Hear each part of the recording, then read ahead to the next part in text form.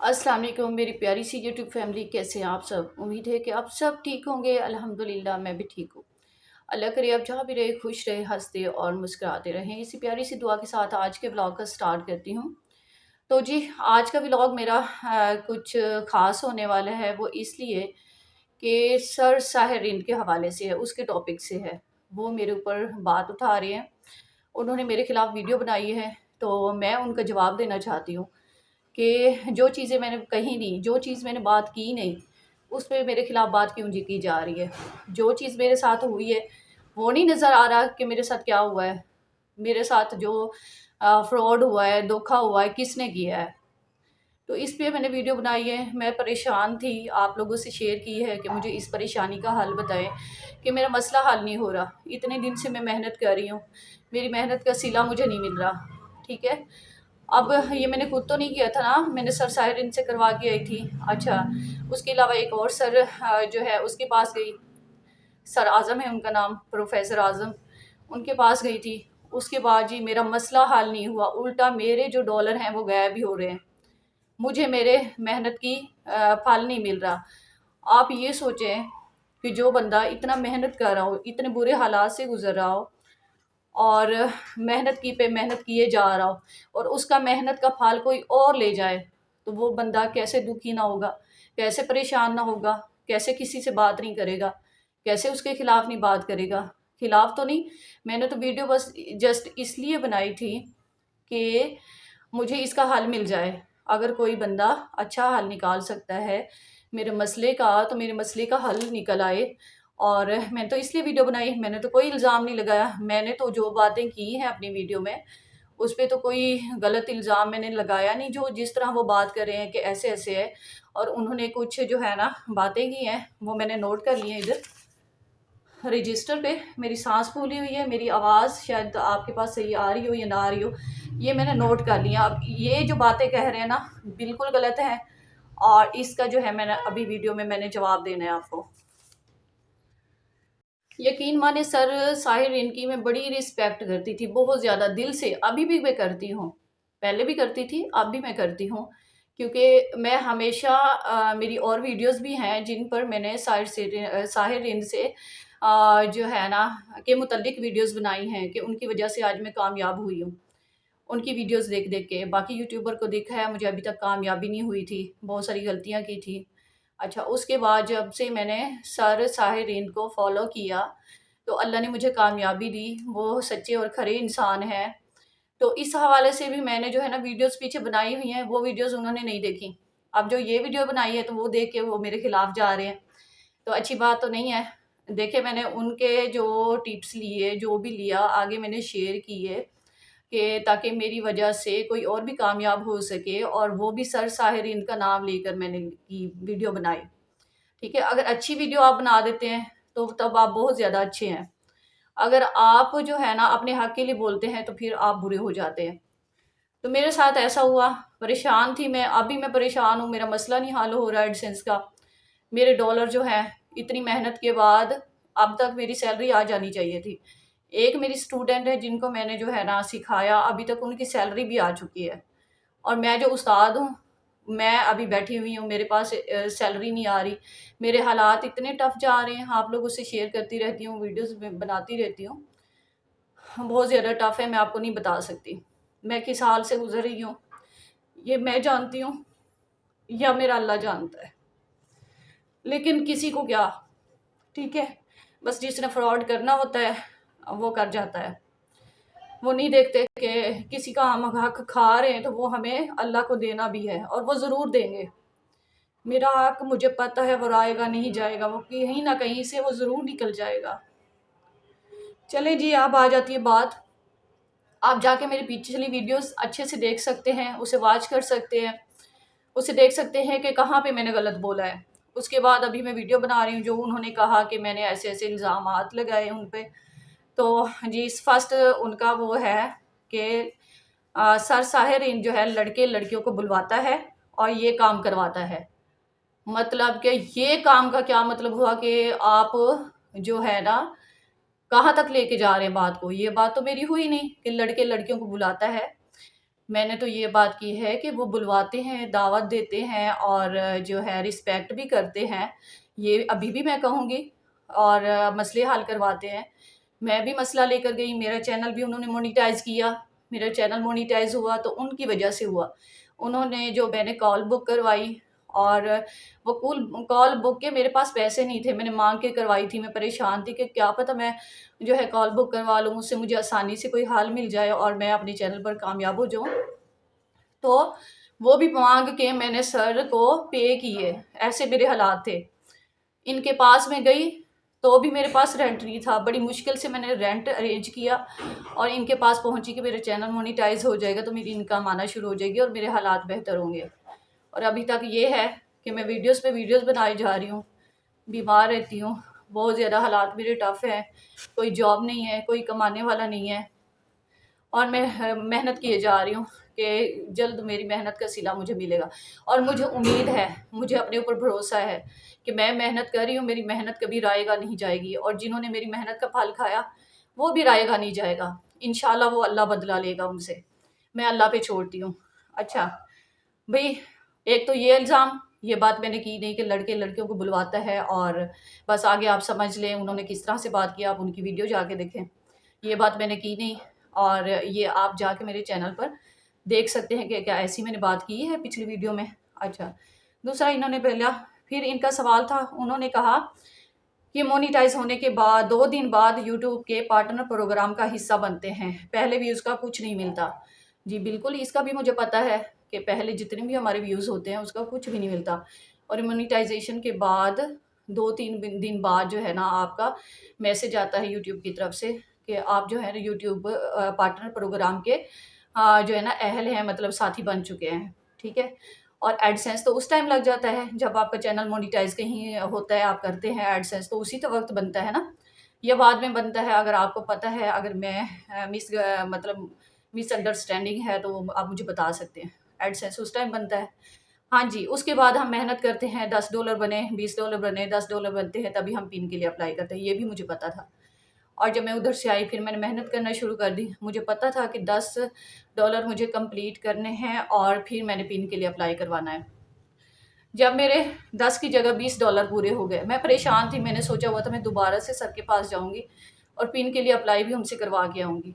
मेरे पास रेंट नहीं था और मैं जो है हाँ, मेरे $20 बन गए। $20 जब बन गए ना, तो मेरे साथ ही मुझे पता चला कि मेरे मोहल्ले में एक सर हैं, सर जो है आज़म, उनके पास मैं गई। जब मैं उनके पास गई, तो उन्होंने जब चेक किया ना, मेरा चैनल भी दूसरा, अब ये दूसरा मेरा चैनल है, ये भी उन्होंने मोनेटाइज़ किया।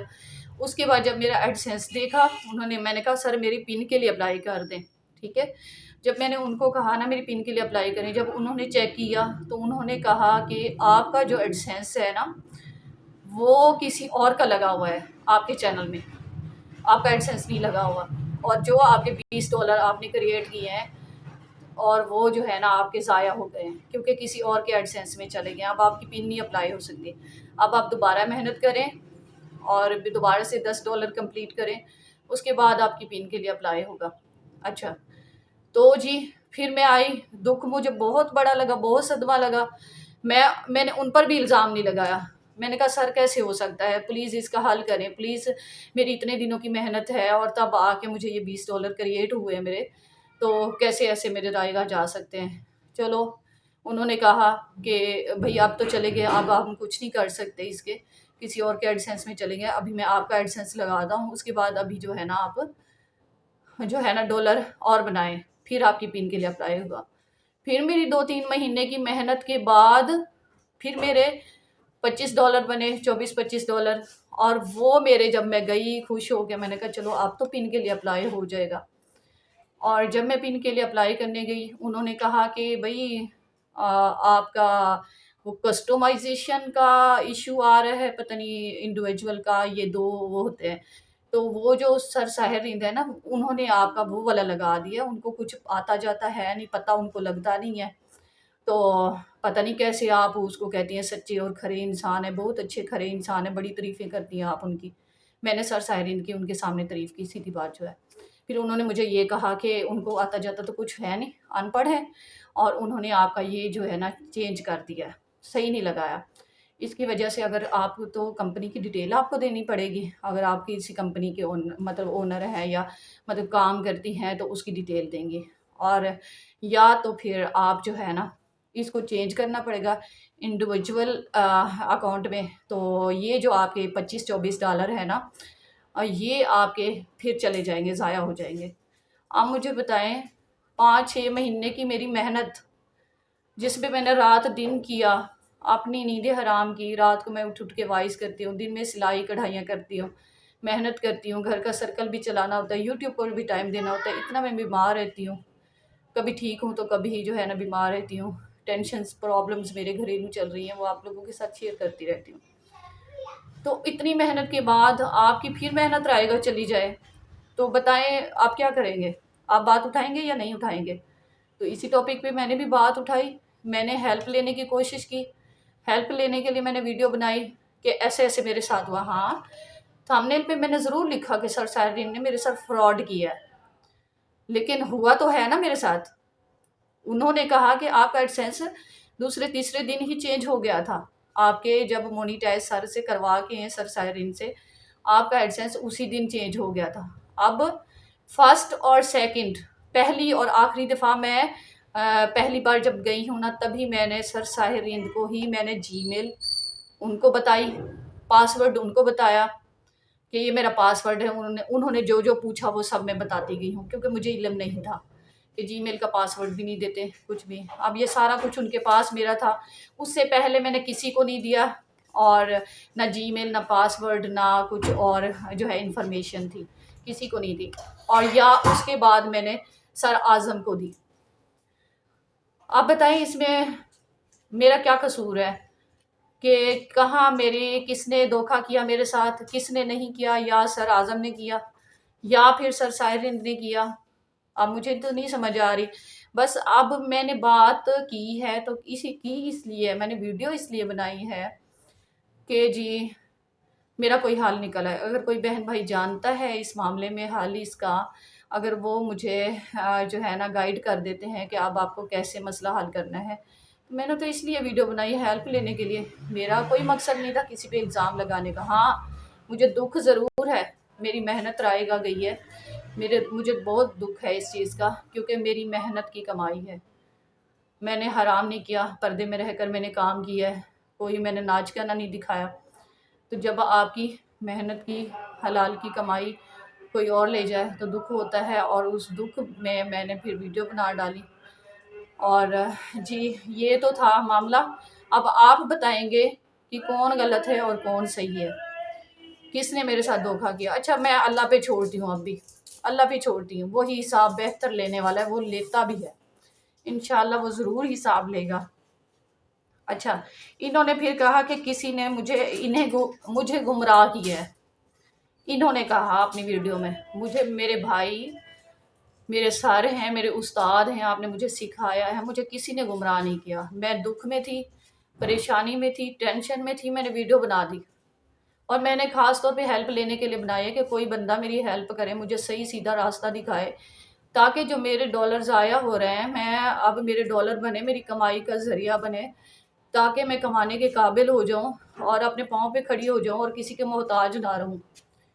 तो ये जब मेरे साथ धोखा हुआ है तो बताएं मैंने क्या करना था, किसको बोलना था? मैंने तो हेल्प लेने के लिए बोला है और इसलिए वीडियो बनाई है। अभी आप मेरे बहन भाई, आप मुझे बताएंगे कहाँ मैं गलत हूँ, कहाँ वो गलत है। अच्छा, दूसरी बात, उस वीडियो में चले मैं गलत हो गई ना, मेरे ऊपर वो कह रहे हैं कि मैंने इल्ज़ाम लगाया उनके ऊपर, मैं गलत हूँ। 10 और लोगों ने जो कमेंट किए हैं मेरी वीडियो में कि सर साहिर धोखेबाज है, किसी ने कहा मुझसे 4,000 लिए हैं, और एक दो वीडियो मेरे पास भेजी हैं, उसके बाद उन्होंने कोई मेरी बात ही नहीं सुनी। और किसी ने कहा इतने पैसे लिए और हमारे साथ फ्रॉड किए, बात नहीं, कॉल नहीं उठाता। किसी ने कहा कि कॉल बुक के इतने इतने पैसे लेता है, और कॉल बुक हमने करवाई तो सिर्फ 2 मिनट बात की, 5 मिनट बात की और बंद कर दिया। अब मैं तो अकेली झूठी नहीं हूँ ना, बाकी जो 10 बंदे कह रहे हैं वो क्या गलत कह रहे हैं? इस बात का आप मुझे जवाब दीजिएगा। ठीक है मेरे भाई, ये मैंने क्लियर करनी थी बातें, इतना मुझे ज़रूर पता है। मैं भी रोटी खाती हूँ और इतना टाइम मैंने अकेले गुजारा है, स्ट्रगल की है मैंने, और इतनी मुझे भी समझ है कि कौन गलत और कौन सही है। बाकी मेरी बातें बुरी लगें तो माज़रत इसके लिए, और मुझे वीडियो बनाना ज़रूरी थी क्योंकि आपने अपने व्यूवर्स के सामने मेरी तौहीन की है। आपने अपने व्यूवर्स के सामने मेरी तौहीन की है कि ये लड़की मेरे ऊपर इल्ज़ाम बाजियाँ कर रही है, इस तरह की बात करी जो कि बात मैंने कही नहीं कि लड़कियां लड़के बुलवाता है। और आगे सब खुद समझदार हैं कि किस तरह किस टोन में आपने बात की है सर। बाकी फिर भी अभी मैं दिल से आपकी रिस्पेक्ट करती हूँ, लेकिन जब आपने ये वीडियो बनाई मुझसे रहा नहीं गया, मैंने कहा मुझे जवाब देना बहुत ज़्यादा ज़रूरी है, इसका जवाब देना, क्योंकि ज़ाहिर है व्यूवर्स तो इकट्ठे होंगे, जो मेरे व्यूवर्स भी हैं वो जब आपको सुनते हैं तो वो मेरे पास आएंगे तो वो कहेंगे ये तो लड़की झूठी है, इसने तो वाकई इल्ज़ाम लगाया। तो मैंने ऐसा इल्ज़ाम कोई नहीं लगाया, आप पिछली वीडियो भी जाकर मेरी देख सकते हैं, और ये भी आपने देख ली होगी, सुन लिया होगा, समझ लिया होगा। और आप सर साहिर की भी जाके देख सकते हैं कि उन्होंने क्या-क्या बातें की हैं, मैंने क्या कहा है, उन्होंने क्या कहा है। ठीक है जी, यहाँ पे वीडियो जो है लेंथी हो रही है। माज़रत चाहूँगी अगर मेरी कोई बात बुरी लगी है। मिलते हैं नेक्स्ट व्लॉग में, तब तक के लिए अल्लाह हाफ़िज़।